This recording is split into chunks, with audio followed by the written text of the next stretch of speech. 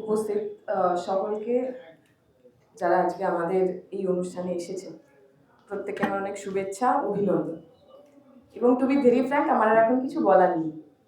এর আগে যারা বলেছেন তারা সবাই প্রায় মেসির মতোই বলেছেন। আমি কিছুটা নিজের পিঠ বাঁচানোর জন্য দেবাঞ্জন যখন বললো যে ওর ইংলিশ অনার্স, আমি কলতনদাকে জিজ্ঞেস করলাম তোমার কি সাবজেক্ট ছিল, তো যাতে আমি বলতে পারি যে আমার তো জিওগ্রাফি, আমার তো আমি তো খারাপ বলবই। কলতনদা বললো আমার অ্যাকাউন্টেন্সি ছিল। ফলে আমার যেটুকু যে আমি একটা ইন্টেলেকচুয়াল একটা সেফগার্ড একটা ভাবছিলাম যেটাতে নিজেকে বাঁচাবো, সেটা বলারও জায়গা নেই। ফলে আমি যেটুকু যা বুঝি এবং বাকি দুজনের কথা শুনে মনে হলো আমার যা ধারণা ছিল তাতে এই পুরো প্যানেলে সবচেয়ে রসকর সিন যদি কেউ থাকে সেটা আমার এতদিন রিয়েলাইজেশন ছিল না। আজকে আমি এই অনুষ্ঠান থেকে সেই রিয়েলাইজেশনই বাড়ি যাচ্ছি। এখন রিয়া বলার সময় বলছিল যে অ্যান্টি রোমিও স্কোয়াডের কথা, এবং এটা সত্যি। আমি আমার শুরুর দিকের 19টা বছর পশ্চিমবঙ্গে এই এলাকায় কাটিয়েছি, কলকাতার কলেজে পড়াশোনা করেছি, এবং আজকের আমাদের প্যানেলে দক্ষিণের বোধহয় একটুখানি একটা হেজিমনি আছে, উত্তরের একজনই আমরা, একজন দক্ষিণ পূর্ব, একজন দক্ষিণ পশ্চিম। সেটা নিয়ে কতটা বলা ঠিক হবে জানি না, তো যাই হোক। তো ওই প্রথম 19টা বছর ঠিক পশ্চিমবঙ্গের মাটি, জল, হাওয়া, তাতে আমাদের বড় হওয়া, কিন্তু তারপরের বেশিরভাগ জীবনটাই তো আমার দিল্লিতে কেটেছে। ফলে আমার বড় হওয়ার মধ্যে উত্তর ভারতে আমরা প্রেম, পলিটিক্স, কবিতা, এই সবটাকে কিভাবে দেখি তারও একটা প্রচ্ছন্ন এবং প্রত্যক্ষ ছায়া রয়েছে। আসলে প্রেমের মতো, ভালোবাসার মতো পলিটিক্যাল কোনো টুল এই ভারতে যতই আমরা ইতিহাস দেখি না কেন, প্রেমের মতো এত বড় পলিটিক্যাল টুল কখনো হয়নি। আমরা যদি একদম শুরুর দিকে ফিরে যাই, এই আমাদের উল্টো দিকেই যাদের কথা আমরা শুনতে পাচ্ছি, কিছুক্ষণ আগে আমরা জয় শ্রীরাম শুনলাম, হিন্দু রাষ্ট্র যারা তৈরি করতে চান ইত্যাদি। আমরা যদি হিন্দু রাষ্ট্র, মনুবাদ এর একদম গোড়ার কথায় চলে যাই, বা এই পুরো ব্যবস্থাটা যে ব্যবস্থার উপর দাঁড়িয়ে আছে সেই সামন্তবাদ বা জাতিবাদ, কাস্ট সিস্টেমের একদম গোড়ার দিকে পৌঁছে যাই, তাহলে আমরা দেখব প্রথম যে কাজ এই কাস্ট সিস্টেম বা যারা এই ধর্মের হর্তাকর্তা হন, যে প্রথম কাজটা তারা ডিসাইড করতে চান আমার আপনার হয়ে, তাহলে আপনি কাকে ভালোবাসবেন, কোন প্রেমটা বৈধ, কোন প্রেমটা বৈধ নয়, কোন ভালোবাসাটা জায়েজ, কোন ভালোবাসাটা জায়েজ নয়। মনুস্মৃতি বলছেন তো যে অসবর্ণ বিবাহ করা যাবে না। আপনি যদি নিচু বর্ণের মহিলা হন, আপনার উঁচু বর্ণে তবুও বিয়ে হতে পারে, কিন্তু আপনি যদি একজন উঁচু বর্ণের মহিলা হন, নিচু বর্ণে আপনার যদি বিয়ে হয়, তাহলে যাকে আপনি বিয়ে করছেন তাকে খুন করাটা জায়েজ। কারণ এই মনুবাদী যারা রয়েছেন, মনুশাস্ত্র মনে করেন মেয়েদের শরীর সেটা একটা সিন্ধুকে রাখা একটা খুব গুরুত্বপূর্ণ একটা ধন সম্পদের মতো। উচ্চ বর্ণের মানুষ, সকল উঁচু জাতে যারা জন্মেছেন, তারা ওই মেয়ের শরীরের মধ্যে দিয়ে, নারীর শরীরের মধ্যে দিয়ে তার উঁচু হওয়ার, তার বড় হওয়ার, তার প্রিভিলেজ হওয়ার সমস্ত কিছু প্রিভিলেজ আসলে আগলে রাখতে চান। তাই আমরা যারা এখানে বসে আছি, আমরা যারা সোচ্চারে ভালোবাসার কথা বলছি, দেবাঞ্জন প্রেম থেকে অপ্রেমে, অপ্রেম থেকে প্রেমে যাওয়ার কথা বললো, কলতান্দা তার আগে প্রেমের নানা ধরনের ছটফটানি, নানা ধরনের এক্সপ্রেশনের কথা বললেন। আমরা যারা প্রেমে বিশ্বাস করি, আমি মনে করি আমরা আসলে প্রত্যেকেই মনুস্মৃতি, জাতিবাদ, সামন্তবাদ যেভাবে আমাদের পায়ের তলায় রাখতে চান তার বিরুদ্ধে কথা বলি। রিয়া বলার সময় বলছিল যারা অ্যান্টি রোমিও স্কোয়াডে হাতে লাঠি নিয়ে বেরোন, তাদের যদি একটা চিরকুট পৌঁছে দেওয়া যেত, যে চিরকুটে বলা হতো আসলে ভালোবাসার চাইতে বড় কোনো ধর্ম হয় না, তাহলে হয়তো তারা ওই মিছিল থেকে আমাদের মিছিলে আসতেন। কিন্তু সমস্যাটা হচ্ছে জন্মানোর পরেই তাদের হাতে, তাদের মাথায় এমন অনেকগুলো চিরকুট পৌঁছে দেওয়া হয়েছে যেখানে বলা হয়েছে যে গর্ব সে কহো হাম হিন্দু হ্যায়, যেখানে বলা হয়েছে গর্ব সে কহো হাম রাজপুত হ্যায়, হাম পণ্ডিত হ্যায়। উঁচু বর্ণের যা যা ধরন, যা যা নাম ও নিশান, সেটা নিয়ে প্রতিদিন গর্বান্বিত হতে শেখানো হয়েছে তাদের। প্রতিদিন আমাদের কথাবার্তার মধ্যে আমরা অনেকেই কথাটা ব্যবহার করতাম, এখন আমরা রাজনৈতিক সচেতন হয়েছি বলে ব্যবহার করি না। আমরা বলি চুরি চামারির মধ্যে আমরা নেই। চুরির সাথে আসলে চামারের তো কোনো সম্পর্ক নেই। যে মানুষ চামার, তিনি একজন একটা জীবিকার মধ্যে রয়েছেন, একটা প্রফেশনের মধ্যে রয়েছেন। তিনি সকল আমার সমাজের যে নিচু বর্ণের মানুষ, সেই অংশের মানুষ। তাহলে খারাপ মানুষ বোঝাতে, অনৈতিক অসৎ মানুষ বোঝাতে, এই যে আমরা তো সহজেই নিচু বর্ণের মানুষকে দাগিয়ে দিই, প্রতিদিন আমাদের কথার মধ্যে আমরাও তো আসলে এই মনুবাদ, এই জাতি ব্যবস্থা তার প্র্যাকটিস করি। হিন্দিতে একটা কথা হয়, ইয়ে দারু পি কে ভন্ড হো গেয়া, আমরাও খুব ব্যবহার করতাম। আমার এক comrade Hyderabad central university president ছিল কুলদীপ, ও আমাকে একদিন কারেক্ট করায় যে ভান্ড আসলেই কোনো শব্দবন্ধ নয়। উত্তর ভারতের হরিয়ানা, পাঞ্জাবের একটা নির্দিষ্ট জনগোষ্ঠী যারা মূলত ঘর পরিষ্কার করার স্যানিটেশন ওয়ার্কার হিসেবে কাজ করেন, তাদের জাতির নাম ভান্ড। তাহলে কেউ যখন মদ খেয়ে মাতলামো করে, আমি তাকে মাতাল না বলে একটি নির্দিষ্ট জাতিসূচক কথা বলছি। তার মানে আমি মনে করি আসলেই নিচু বর্ণের হলে, নিচু বর্ণের মানুষ হলে তার পরিচিতি কোথাও না কোথাও অপমানের জায়গায় চলে যায়। তাহলে আমরা যারা প্রেমে বিশ্বাস করি, আমরা যারা ভালোবাসায় বিশ্বাস করি, আমরা যারা মনে করি ভালোবেসে বিয়ে করার আগে আমার কোন জাত, কোন ধর্ম, আমার বাবার চাকরি কি, আমি কত টাকা মাইনে পাই, সেগুলো কোথাও অতটুকু গুরুত্বপূর্ণ হয়ে ওঠে না। আমরা আসলে প্রত্যেকে প্রতিদিন ওই মনুবাদ, সামন্তবাদ, জাতিবাদের বিরুদ্ধে অ্যাটলিস্ট ভাবনা, চিন্তা, চেতনা তৈরি করার চেষ্টা করি। এখন 2-3টে কথা আমার বলার আছে, যে কথাগুলো আমি শুনতে শুনতে ভাবছিলাম বলবো। আজকের দিনে দাঁড়িয়ে যখন আমরা প্রেম নিয়ে কথা বলছি, এবং আমাদের শুরুর দিকের প্রেমে তো আমরা দুটো মানুষের মধ্যেকার প্রেম নিয়ে কথা বলেছি।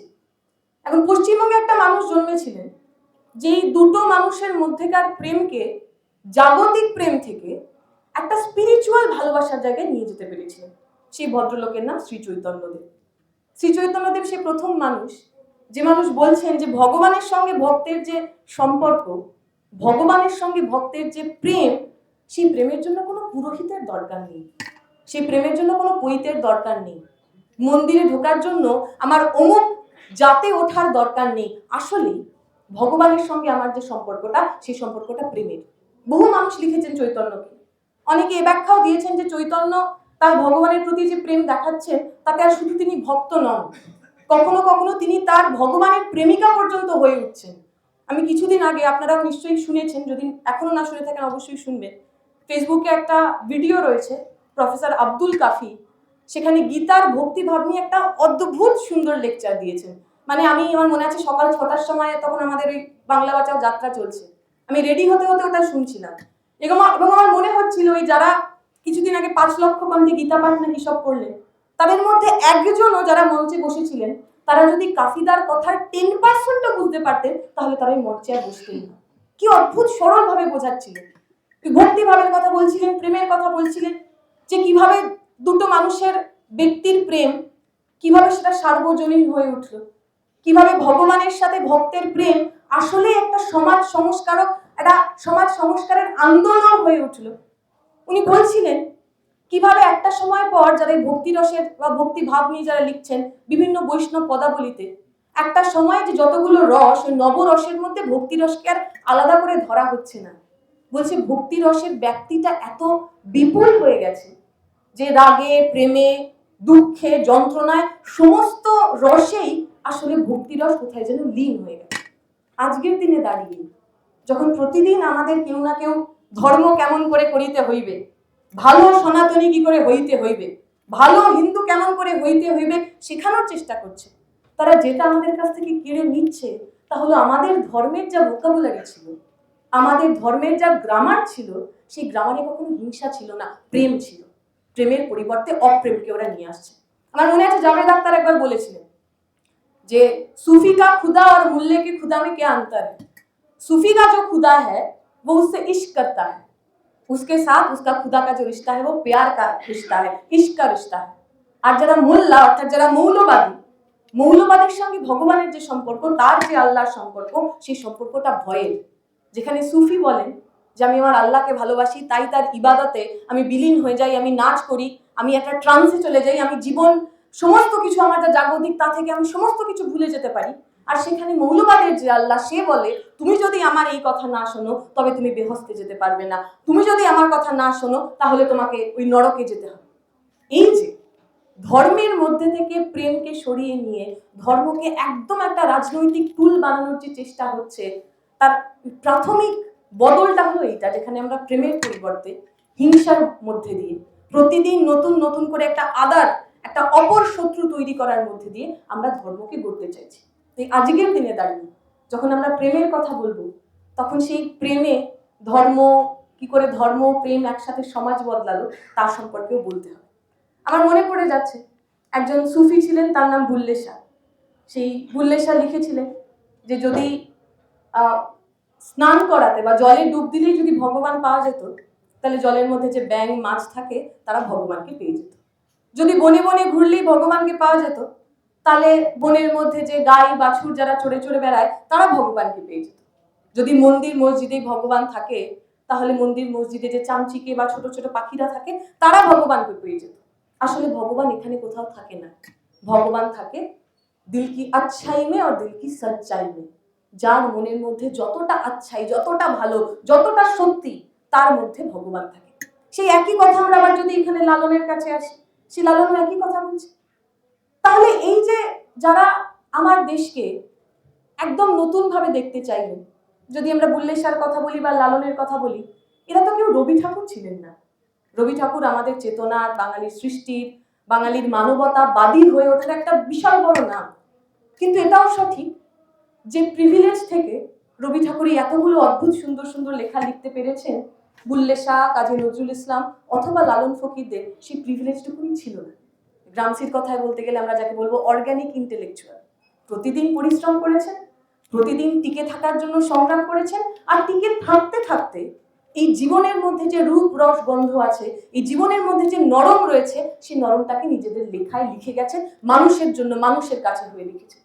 যখন রবি ঠাকুর ওপর থেকে দেখছেন, যখন রবি ঠাকুর ওপর থেকে এই সমাজের ভুল দেখছেন, ঠিক দেখছেন, ভালো দেখছেন, মন্দ দেখছেন, রোম্যান্টিক নানা ধরনের রোম্যান্টিসিজম নিয়ে আসছেন, সেই একই জায়গায় দাঁড়িয়ে লালন, নজরুল এবং বুল্লে শাহ এরা একদম ঠিক তার উল্টো জায়গা থেকে, মার্জিন থেকে, প্রান্ত থেকে, প্রান্তিক মানুষের হয়ে তারাও কিভাবে প্রেমকে বোঝেন, তারাও কিভাবে ভালোবাসাকে বোঝেন, তা নিয়ে কথা বলছে।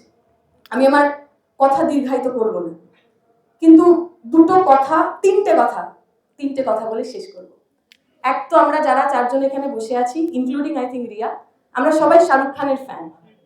রিয়া না, সরি, রিয়া কার ফ্যান? আচ্ছা, আমির খানটা চলবে, আমির খানটা আমরা ইনকর্পোরেট করে নেব। তো অ্যাটলিস্ট আমরা যারা রয়েছি আমরা সবাই শাহরুখ খানের ফ্যান, এবং আজকে যদি আমরা শাহরুখ খান সম্পর্কে না বলি তাহলে প্রেম নিয়ে কথাটা অসম্পূর্ণ থেকে যায়। আমাদের মনে আছে একটা সিনেমা হয়েছিল বীর জারা, আমরা সবাই দেখেছিলাম, আমাদের খুব পছন্দের সিনেমা। আমি যখন বীর জারা দেখছি, আর তার বেশ কিছু বছর পর আমরা যখন কল্পনা দত্ত সম্পর্কে পড়ছি, আপনাদের মনে আছে নিশ্চয়ই কল্পনা দত্তের একজন ভালোবাসার মানুষ ছিলেন, তার ডাক নাম ফুটুদা। তিনি শহীদ হয়েছেন। তার বহু বছর পর যখন তাকে পিসি যোশী বিয়ের অফার দিচ্ছেন, একসঙ্গে থাকার অফার দিচ্ছেন, তখন কল্পনা দত্ত উত্তর দিয়েছিলেন, দ্যাট হ্যাভ কমিটেড টু ফুটুদা, আমি এই বিয়েটা করতে পারবো না। সেই মানুষটি নেই, সেই মানুষটি মারা গেছে। কিন্তু এই যে কমিটমেন্ট, আমি কথা দিয়েছি যে আমি তোমাকেই ভালোবাসি, আমি তোমার সঙ্গেই থাকতে চাই, সেই বীর জারাতে এসে যখন বীর এবং জারা, বীর একজন ইন্ডিয়ান আর্মির পাইলট এবং জারা একজন পাকিস্তানের মেয়ে, দুজন দুজনকে ভালোবেসেছে। ইন্ডিয়া পাকিস্তান, হিন্দু মুসলমান, ভালোবাসা হওয়ার জায়গা নেই। একজন খুঁজতে খুঁজতে পাকিস্তানে এসেছেন, আর একজন খুঁজতে খুঁজতে ভারতে চলে গেছেন। শাহরুখ খান বীর যিনি, তিনি পাকিস্তানের জেলের মধ্যে রয়েছেন বছরের পর বছর ধরে মিথ্যে মামলায়, আর যারা তার ভালোবাসাকে খুঁজতে চেয়ে পাঞ্জাবে চলে এসছে, বছরের পর বছর অপেক্ষা করছে। এই যে দুজনেই দুজনকে তারা কমিট করেছিলেন যে আমি তোমাকে ভালোবাসি, আমি শুধুমাত্র তোমাকেই ভালোবাসবো, কোথাও যেন কল্পনা দত্ত ফুটুদা এবং আমাদের বীর যারা মিলে গেলেন। তাদের দুজনের কাছেই ভালোবাসার প্রাথমিক মানে শুধু আর্চিস গ্যালারি রইল না, আজীবন সারা জীবন প্রতিজ্ঞাবদ্ধ থেকে যাওয়া হয়ে গেল। যে প্রতিজ্ঞার কাছে বর্ডার চুরমার হয়ে যায়, যে প্রতিজ্ঞাবদ্ধের কাছে মৃত্যু চুরমার হয়ে যায়, তাদের প্রতীক্ষায় জল করে থাকে এক অজেয় আশা, যে আশা ভাঙে না, যে আশা মরে না, যে আশাকে কেউ কখনো শহীদ করতে পারে না। আমরা যারা আজকে এখানে বসে আছি, আমরা আমাদের ভালোবাসায় যেন সেই আশার চাষ করতে পারি। দ্বিতীয় যে কথা বলে শেষ করবো, মানে এটা সেকেন্ড লাস্ট, এরপর আরেকটা কথা বলবো, তা হলো আমরা ওই জুলিয়াস ফুচিক নিয়ে কথাবার্তা বলছিলাম, সোভিয়েত রাশিয়া ওই সময়ের একটা লেখা ছিল। আমার মনে হয় আজকের দিনে দাঁড়িয়ে আমি তো ওদের মতো অতগুলো ভালো কবিতা বলতে পারবো না, কিন্তু একটা লেখা যেটা ফুচিককে যখন আমরা দেখছি, নিকোলাই অস্ট্রোভস্কির কথা বলছি, সেই কনটেক্সটে বোধহয় এই কথাগুলো একটু উজ্জ্বল হয়ে ওঠে। আমি সেটা আপনাদের সামনে পড়ব। পাভেলের জন্য। নদীর পাড়ে হাওয়া মিল, তোমার ফেরার কথা ছিল শহর থেকে তাড়াতাড়ি। আমি সারা দুপুর সার্গেইদের বাগানে অপেক্ষা করেছি। আপেল পাতায় রোদ্দুর পড়ে কেমন নকশা হয় তুমি জানো পাবেল? আমার লাল স্কার্ফে এখনো তোমার গন্ধ লাগা, নতুন ঘরে। আমাদের বাড়ি হবে পাবে, শরৎ শেষের পাতা ঝরায় আমরা উঠোনে বসবো, তোমার গায়ে তখন আঙুর পাতার সবুজ। অনেকক্ষণ পাশে বসলে মাথা ঝিমঝিম করে। আমি আমার বাড়ন্ত পেটে তোমার হাত নিয়ে বলবো বসন্ত আসছে, তুমি তৈরি তো? তুমি তখন কি বলবে পাবে? আনন্দে ছুটে যাবে তোমার মায়ের কবরে, মাকে জানান দেবে আসন্ন প্রাণের, নাকি বিহ্বল হবে চোখের পাতায় বরফ কোনার মতো হিরে মানিক? তুমি কাঁদতে পারো না কেন পাবে? ওই দেখো, কথায় কথায় সূর্য এখন কলকাতার বাড়ি পেরিয়ে গেছে, এবার আস্তে আস্তে তারা খুঁজবে আকাশে। অথচ তুমি এলে না। 4 মাস 23 দিন 12 ঘন্টা।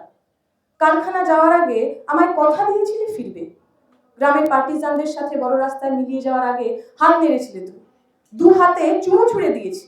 কি লজ্জা, কি লজ্জা আমার! তুমি খুব অসভ্য পাবে। ফেরো তোমার, তোমার শাস্তি হবে। ফিরলেই তোমার শাস্তি হবে। কিন্তু তুমি বড় দেরি করে ফেলছো পাবে। 4 মাস 23 দিন 12 ঘন্টা 2 মিনিট। তোমার মিছিল শেষ হয়নি এখনো। সার্গের মা আগে কাঁদতো খুব, ফেরার অপেক্ষা করতো আমার মতোই। আপেল বাগান হাওয়া মিল এই অপেক্ষার সাক্ষী। এখন আর ওর মা কাঁদে না জানো। আমি একদিনও কাঁদিনি পাবে। আমি জানি তুমি মিথ্যে বলো না, আমায় তো কখনোই না। তুমি আসবে, তুমি আসবে তো পাবে। ওই যে কথা দেওয়ার, আমরা যারা অনেকে লাল ঝান্ডার রাজনীতি করি, আমাদের কাছে ওই কথা দিয়ে কথা রাখার তার গুরুত্ব বোধহয় সবচেয়ে বেশি। তার চেয়ে ভারী, তার চেয়ে বড় প্রেমের আর বোধহয় কোনো নিদর্শন হয় না। এখন যে কথা বলে শেষ করা, উধম সিং বলে একজন বিপ্লবী ছিলেন, তার একটা সিনেমা বেরিয়েছে, আমার মনে অনেকে দেখেছে। সেই সিনেমায় একটা সিন ছিল, উধম সিং একটি মেয়েকে ভালোবাসতেন, মেয়েটি কথা বলতে পারেন না, কানে শুনতে পারেন না। তাদের দুজনের যে ভোকাবুলারি তাতে খুব মিল ছিল না, কিন্তু দুজনেই জানতেন দুজন দুজনের সবচেয়ে ভালো বন্ধু, দুজন দুজনের সঙ্গী। জালিয়ানওয়ালাবাগের ঘটনা হয়েছে, সেই মেয়েটি উধামের চাইতে বেশি বিপ্লবী, মনের মধ্যে তার রাগ বেশি, জেদ বেশি। সে বলেছে উধামকে তুমি চলো আমাদের সাথে মিছিলে, উধাম যায়নি, বলেছে ধুর এইসব মিটিং মিছিলে আমাদের গিয়ে কাজ নেই, যেরকম আমাদের অনেক সময় মনে হতো। কিন্তু মেয়েটির মনে হয়েছিল এমন সময় দাঁড়িয়ে ব্রিটিশ উপনিবেশবাদের বিরুদ্ধে লড়াই জরুরি, সে ওই মিটিংয়ে গেছে। কিছুক্ষণ পর যখন হোস্টেলে খবর এসছে, উধাম জানতে পেরেছে ওই মেয়েটি আর ফিরেনি। সে ওই মেয়েটিকেই খুঁজতে গেছে, আর অন্য কিছু নিয়ে তার খুব মাথা ব্যথা নেই। উধম সিং গেছেন ওই বড় গ্রাউন্ডের মধ্যে, পাইল হওয়া সমস্ত লাশের স্তূপ। তিনি যাচ্ছেন এক একটা লাশকে ঘুরিয়ে শুধু মেয়েটাকে খোঁজার চেষ্টা করছেন। উধম সিং এর ওই সিনেমাতেই ওই বর্ণনা রয়েছে যে হরবার मैं जब उसे ढूंढने जा रहा था, আমি প্রতিবার যখন ওকে খুঁজতে যাচ্ছি, প্রতিবার আমি নতুন কাউকে পাচ্ছি না, যার মধ্যে এখনো একটু হয়তো প্রাণ আছে। কারোর হাত ভেঙেছে, কারোর বুকে গুলি লেগেছে, তবু মনের মধ্যে শরীরের মধ্যে এতটুকু প্রাণ রয়েছে। আমি প্রতিবার তাদের পাঁজা খোলা করে হাসপাতালে নিয়ে যাচ্ছিলাম, যেখানে চিকিৎসা হচ্ছিল সেখানে নিয়ে যাচ্ছিলাম। এমন করে রাত থেকে দিন হয়ে গেল, ভোর থেকে দুপুর হয়ে গেল, আমি পুরো মাঠ খুঁজে পেলাম, কিন্তু কোথাও আমার যে মেয়েটি, যে আমার বান্ধবী ছিল, তাকে খুঁজে পেলাম না। এবং একদম শেষে উধাম এটা বলেন, जिससे पहले वही मेरा बस अपना था, वही एक आदमी था जिसको मैं अपना मानता था, आज के बाद से ये सारे लोग मेरे अपने हो गए। আগে ভালোবাসা বলতে ওই একটি মেয়েকে বুঝতো। জালিয়ানওয়ালাবাগের ওই ঘটনা এবং ওই মেয়েটির মৃত্যু আসলে হাজার হাজার সাধারণ মানুষ, ভারতের সাধারণ মানুষ, নিপীড়িত নিঃশেষিত কিন্তু বিপ্লবী সাধারণ মানুষ কোথাও না কোথাও যেন তার আপন হয়ে গেল। আসলে আমরা প্রেম, পলিটিক্স এবং কবিতার মধ্যে দিয়ে এই যে বস আপনা বলকে হাম জিসকো সমঝতে থে, সেই একজন প্রিয় মানুষের সঙ্গে সঙ্গেই আরো এমন হাজার হাজার প্রিয় মানুষকে নিজের বা আপন করে নেওয়ার প্রক্রিয়াতে রয়েছে, লড়াইতে রয়েছে। এবং যে দুটো লাইন বলে আমি শেষ করব, আমি যখন আশুতোষ কলেজের ছাত্রী ছিলাম, আমাদের একটা হাতে লেখা ওই ফ্রেশার্স ওয়েলকাম দেওয়া হয়েছিল। তার শেষ দুটো লাইন আমি একবারই পড়েছিলাম, তারপর থেকে আমার আর কখনো পড়াও হয়নি, কিন্তু ওই লাইন দুটো যে কোনো কারণেই হোক মাথায় রয়ে গেছে। আমার প্রতিটা দিন শপথে রঙিন, আমার প্রতিটা রাত গরম ভাত সার্বজনীন, আমার প্রতিটা প্রেম হুঁচট খেয়ে যেদি, আমার প্রতিটা উঠোন উদ্ধত শহীদ বেদি। আমাদের জন্য প্রেম, আমাদের জন্য পলিটিক্স এবং আমাদের জন্য কবিতা, এই সবটাই আসলে জীবনের জয়গান, মানুষের জয়গান। মানুষকে একসাথে ভালো রাখার কথা বলি। আমরা যেন আগামী দিনে রাহুল যেভাবে চেষ্টা করেছে, এবং এটা তো ঘটনা, কে কবি হতে পারে এ নিয়ে আমাদের মাথার মধ্যেও তো নানা ধরনের বায়াস কাজ করে। কবি হওয়া তো সবার কাজ নয়, কেউ কেউ কবি হন, কেউ কেউ শুধুমাত্র ফেসবুকের 2 লাইনার বা বন্ধু বান্ধবদের ভালো লাইন সাপ্লায়ারেরই ওইটুকুতেই সীমাবদ্ধ থাকে। আমরা যেন আগামী দিনে যে কেউ কবি হওয়ার সাহস পাই, যে কেউ আমরা যা যা লিখতে পারি, যা যা ভাবতে পারি, যা যা বলতে পারি, আমার সামাজিক অর্থনৈতিক অবস্থান, সেই সমস্তটাকে তুচ্ছ করে আমরা যেন আমাদের মতো করে ভালো মানুষ, বড় মানুষ এবং একজন ভালো বামপন্থী কর্মী হয়ে উঠতে পারি, এটুকু আশা ভরসা রেখে আমার কথা শেষ করছি। শুক্রিয়া।